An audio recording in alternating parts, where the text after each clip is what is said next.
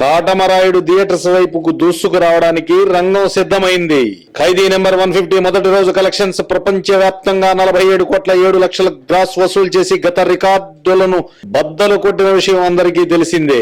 ఈ రికార్డును కాటమరాయుడు అవలీలగా దాటేస్తుందని, మొదటి రోజే 60 కోట్ల కనక వర్షానికి తెలుగు రాష్ట్రాలలోని థియేటర్స్ అన్ని ముద్దవడం ఖాయమని పవర్ స్టార్ అభిమానులు డంకా జబాయించి చెప్తున్నారు.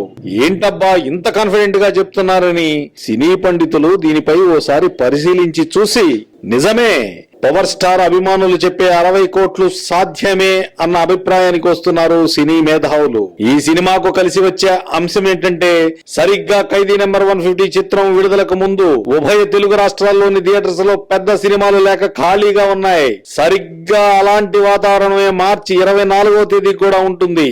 థియేటర్స్ అన్ని ఖాళీ. అన్ని థియేటర్లలోనూ కాటమరాయుడే. దెబ్బకు 60 కోట్లు. పవర్ స్టార్ అభిమానులు కనే కలలకు ఇదే ఆధారం. దీనికి తోడు చిత్రం బాగుంది అంటే 29వ తేదీ సంవత్సరాది సెలవు కూడా కలిసి వస్తుంది. ఖైదీ నెంబర్ 150 చిత్రానికి వచ్చిన మొత్తం కలెక్షన్స్ ను కాటమరాయుడు ఓ వారంలోనే క్రాస్ చేయడం ఖాయం అన్నది పవర్ స్టార్ అభిమానుల భావన.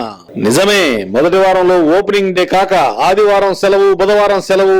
ఇది చాలు కాటమరాయుడి కలెక్షన్స్ సునామీలో ఇతర సినిమాల రికార్డులు కొట్టుకుపోవడానికి.